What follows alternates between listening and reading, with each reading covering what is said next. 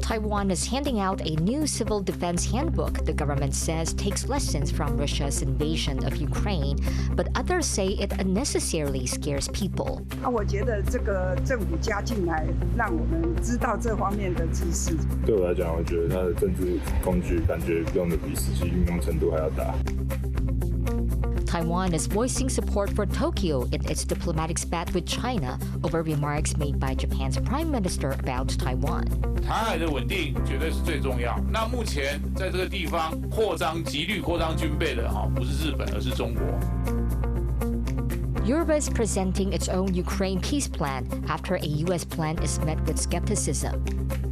Plus, residents in Vietnam begin cleaning up after nearly a month of heavy rains and flooding that left at least 90 dead.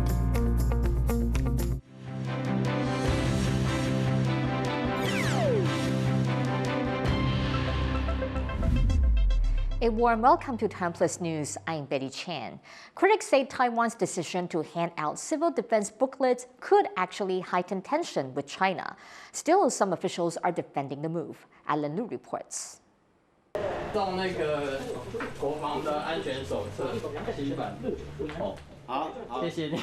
Taiwan has been giving out this updated civil defense handbook. Brought out in September, it's meant to help people in Taiwan prepare for emergencies and understand the potential risks of a Chinese attack. But now the move has drawn criticism, especially at a time of rising tensions between Taiwan and China. 他发这个手册，某种程度就告诉台湾老百姓准备打仗。 The Defense Ministry responded to the criticism during a legislative session on Monday, saying future revisions would take comments and concerns into account. But officials also emphasized the importance of preparing for the possibility of an attack from a powerful adversary, China.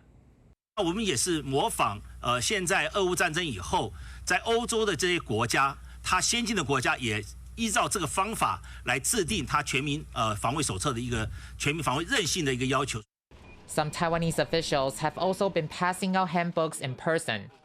The Deputy Secretary General of Taiwan's National Security Council gave out copies on Friday. He called China's government a troublemaker and said the book could help boost Taiwan's ability to protect itself. 我们现在正在做的事情就是透过所有的努力去确保台海和平稳定能够被延续，也确保现状不会被单方面的破坏。 But residents have had mixed reactions. Some believe this is the right move. 我们可能大家都过得好像就是比较幸福啦，所以没有那个危机意识啊。我觉得这个政府加进来，让我们可以多知道这方面的知识。 While others say the book serves more for political purposes. 对我来讲，我觉得它的政治工具感觉用的比实际运用程度还要大，所以我觉得它的实际效果应该没有到很好，因为毕竟这些东西网络上能找得到，我觉得没有必要浪费钱去做资本。 Distribution to nearly 10 million mailboxes across the country is ongoing.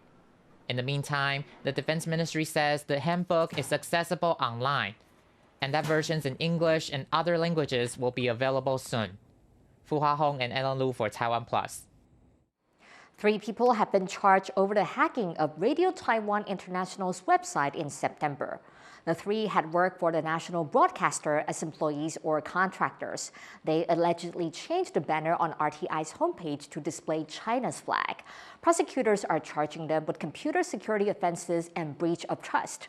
One of the indicted is former RTI engineer Wu Zhengxun, who faces up to 3 years in prison. Wu is accused of multiple illegal acts and of planning another similar attack on National Day in October. Tensions between China and Japan are soaring as their diplomatic spat over Japanese Prime Minister Takaichi Sanae's remark on Taiwan enters its 3rd week. Beijing is now appealing to the United Nations for support, while Tokyo says it's planning to deploy missiles to an island off Taiwan's east coast. Larry Isiano has the latest. A spat that started 2 weeks ago shows no signs of letting up. Japan and China are locked in an escalating diplomatic dispute after Japanese Prime Minister Takaichi Sanae told lawmakers that the country could intervene in an attack on Taiwan. Beijing claims Taiwan and has never ruled out taking it by force if necessary. China is now pressing its allies to join it in condemning Japan.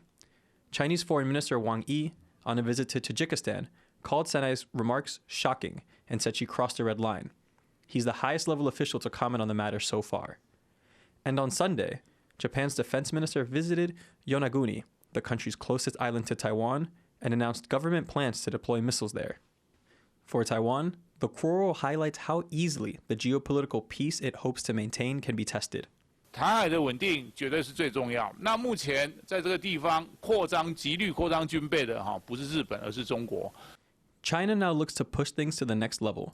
Last week, its mission to the United Nations wrote a letter invoking the horrors committed by Japan during World War II and stating its grounds for attacking Japan if it intervenes in a Taiwan Strait conflict.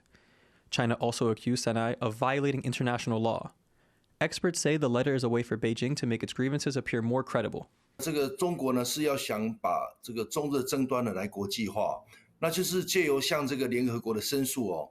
那当然，这个中国呢可以将本次这个中日双边的一个台海跟安全议题呢转化为国际法及多边机制框架下的议题哦，来提升这个中国它抗议的一个正当性。But by turning to the international community, China may be raising Taiwan's profile and encouraging greater cooperation with what the foreign ministry here calls like-minded countries. 自然这次的事件是我们让台湾呢的战略这个的一个地位提升哦，也使得这个原本台湾就正加入美日同盟三边合作呢具备更高的一个正当性跟制度化的空间哦。那这个台湾地位的提升呢伴随着却是更高的强度压力哦。That pressure is being felt by both Japan and Taiwan. In the weeks following Takeichi's remarks, China began and extended live-fire exercises in the Yellow Sea, which borders Japan. And Taiwan has seen several surges in Chinese military activity near the country. China has also refused to meet with Japan's delegation at this year's G20 summit in South Africa, though Tokyo says it's still open to dialogue. And with Beijing now turning to friends and the UN to drum up support, chances of its spat with Japan getting resolved soon look increasingly slim. Justin Wu and Larry Siano for TaiwanPlus. In that last report, you heard about the Japanese island of Yonaguni, located only about 100 kilometers off the east coast of Taiwan. For more about this island and the role it could play in a conflict over Taiwan, we're bringing you this excerpt from the TaiwanPlus series, Frontline Residents. The Japanese government, in preparation for potential contingency in Taiwan, has been strengthening its military capabilities and constructing bases. And in 2023, it began developing a large-scale evacuation plan. This plan outlines that in the event of an emergency, the approximately 110,000 residents from the Yaeyama and Miyako Islands will be urgently evacuated to Kyushu within several dozen hours. However, at the announcement of this plan, many local residents and stakeholders voiced strong opposition via protests.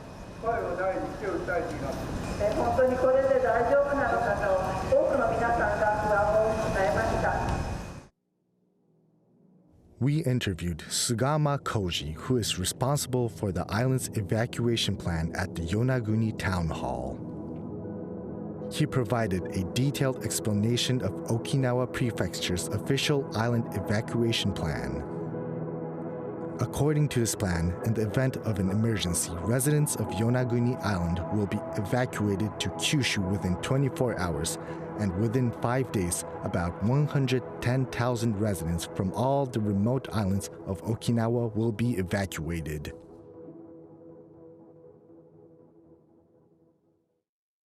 If the evacuation were to be triggered, all residents of Yonaguni Island, including those from the villages of Sonai, Kubura, and Higawa, would be scheduled to move to Yonaguni Airport by bus.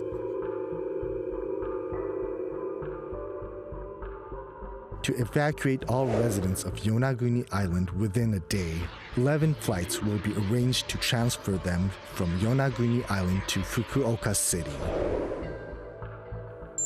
Upon arrival in Fukuoka City, residents will be transferred by bus to the evacuation center in Saga Prefecture. for residents with special considerations, such as those with pets, the elderly, and the people with disabilities or medical conditions. Arrangement will be made for them to travel to Ishigaki Island by ferry. After arriving on Ishigaki Island, these residents will join the residents of the Yaeyama Islands and fly to Fukuoka City. Upon reaching the city, all residents will be transported to evacuation centers across the Kyushu region.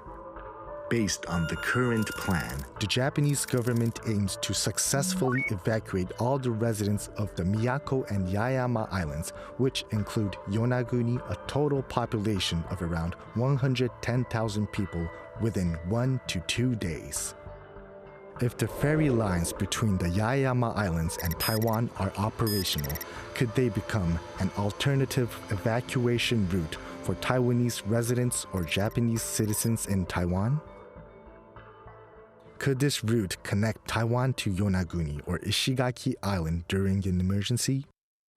To watch the full series of Frontline Residents, head over to the TaiwanPlus website or YouTube channel. Taiwan's environment minister says the country is making yearly headway in cutting carbon emissions. Reporting to lawmakers, Peng Qiming said Taiwan is steadily decreasing its carbon emissions and may even see a 10% reduction by the end of this year compared to 2005. But Peng also worries that slow renewable energy development will stall progress.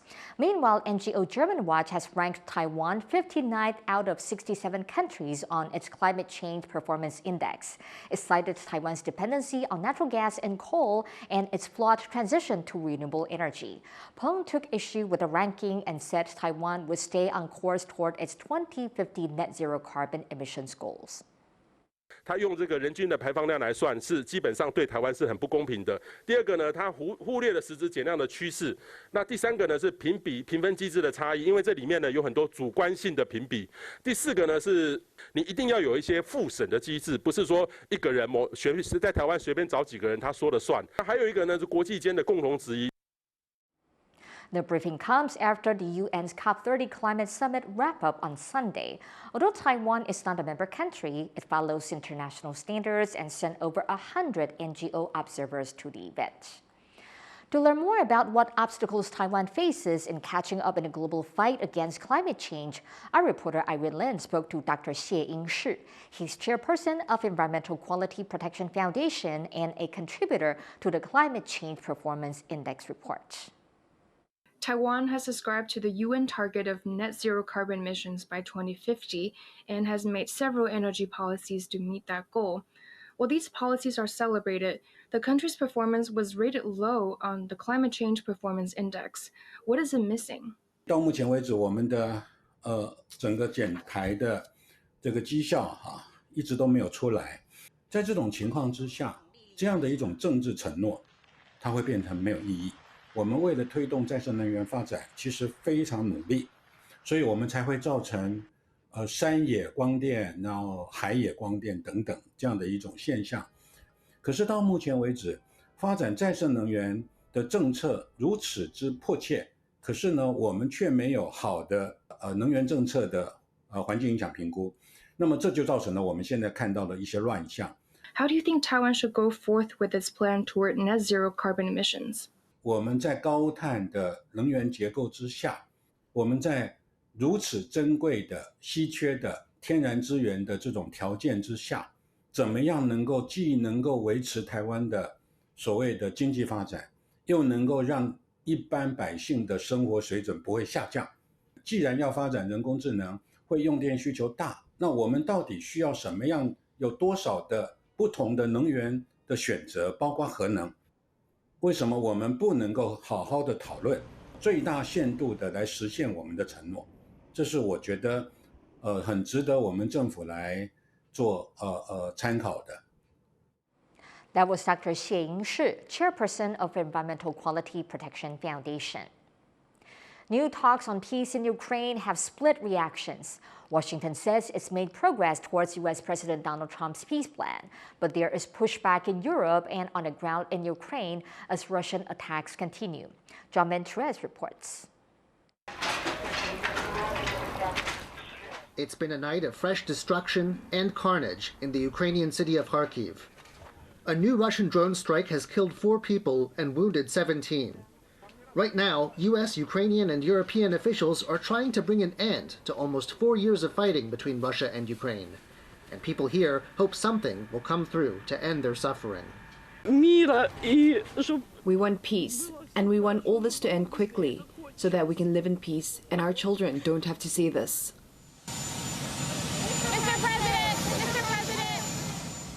US President Donald Trump has given Kyiv until Thursday to accept his 28-point peace plan. This would see Ukraine cede land to Russia, cut its military, and pledge never to join NATO. Trump says it's not his final offer, but it's the plan he wants to see go through. Hi, guys. U.S. Secretary of State Marco Rubio is upbeat about how peace talks in Geneva have gone so far.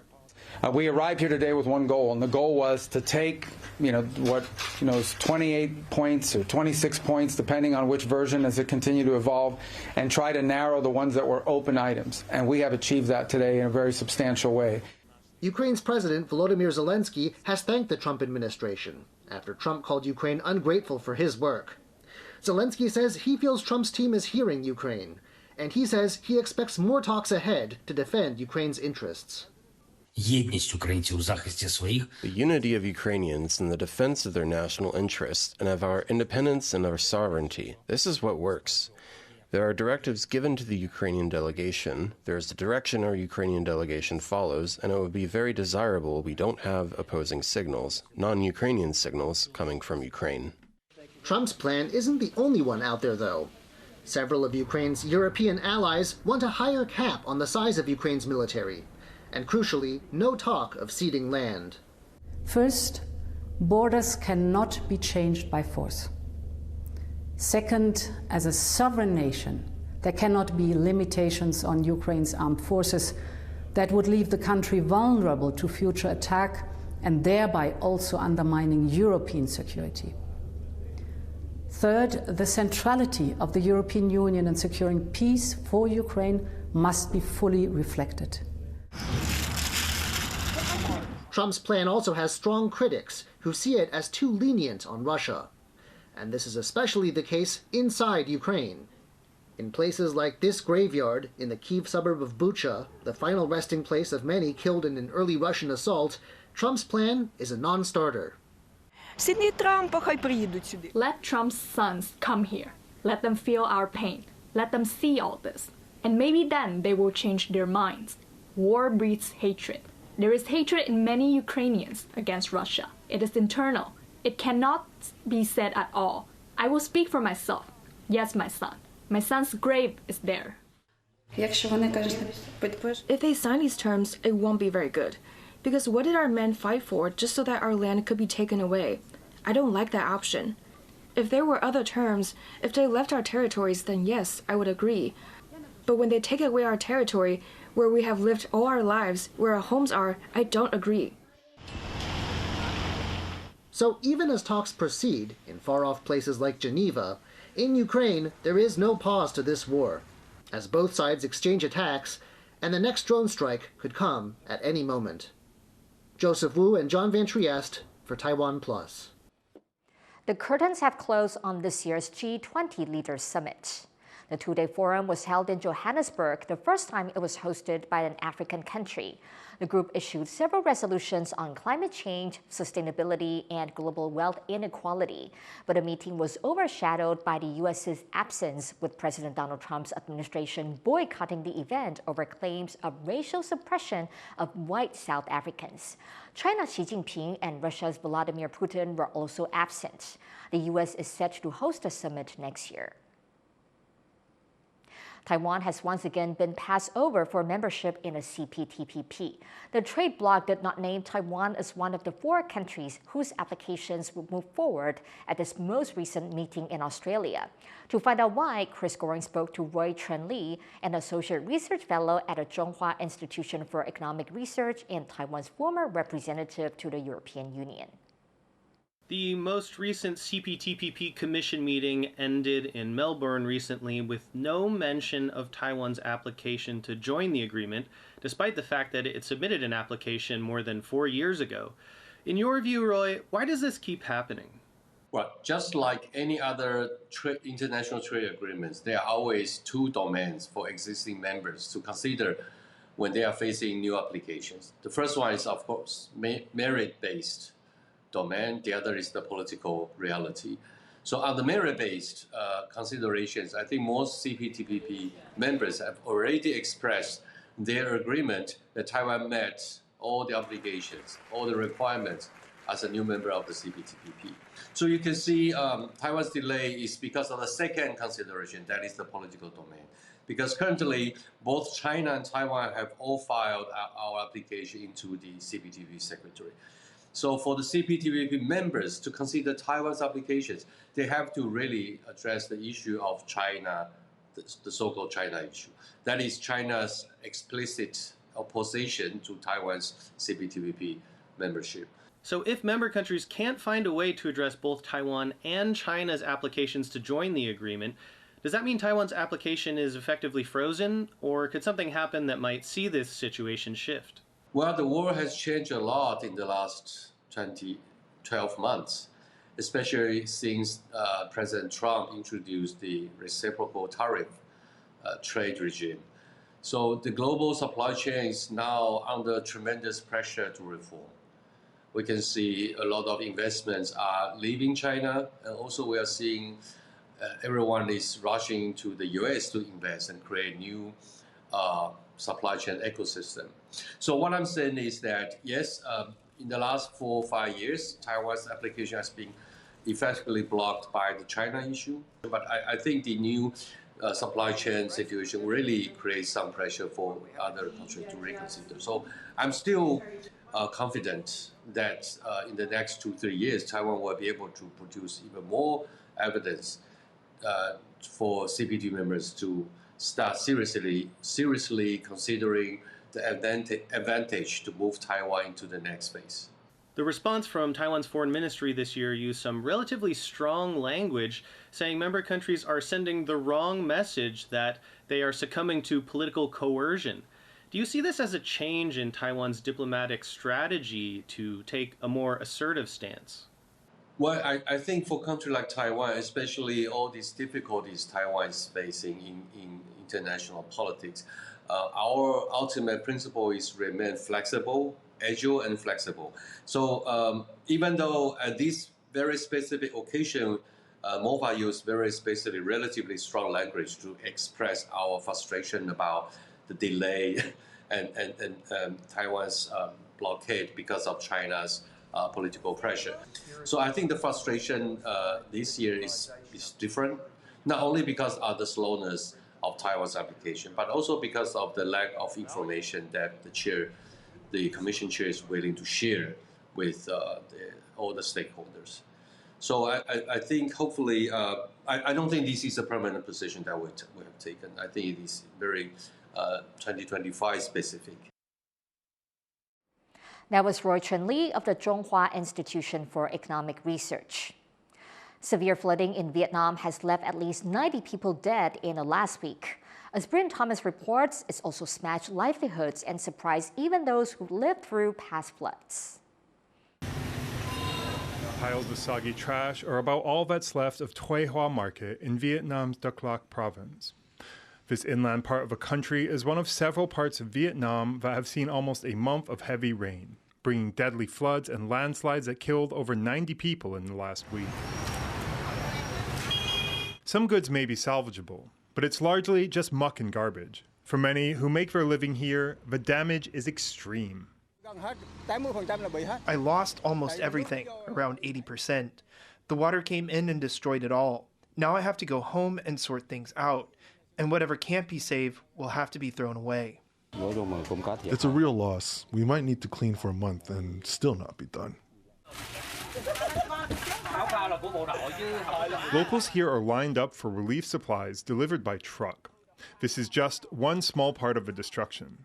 Vietnam's Environment Ministry estimates losses of $343 million across 5 provinces. Vietnam is no stranger to heavy rain, but this year has been brutal. From January to October, natural disasters killed close to 300 people and left over $2 billion in damage. Scientists say climate change is to blame, and it's something people here with a long memory of past floods are really starting to feel. All these years, the highest water level back in 1993 only reached our ankles. At that time, it rose to about 5 centimeters. But now the water has come in over 1 meter high. All the vendors are devastated, not just me. In this part of Duc Loc province, the waters have finally receded. But the severe weather has left a kind of ruin that's taken the region by surprise and that will take time to clean up. Yuan Duan, John Van Trieste, and Bryn Thomas for TaiwanPlus. Taiwan boosted its medal tally at the Tokyo 2025 Deaf Olympics over the weekend. The men's bowling team struck its way to the winner's podium, bagging a bronze. Taiwan has long excelled at bowling at the Deaf Olympics. The country has secured 3 bronze medals in the sport this year. Taiwan's overall haul from the Tokyo Games stands at 4 silver and 5 bronze. Thank you for watching TaiwanPlus News. You can visit the TaiwanPlus website or follow our social media for more stories from Taiwan and around the world. To end the show, we take you to the streets of Santiago, Chile for its end-of-year parade featuring giant inflatables. I'm Betty Chen. Take care and see you next time.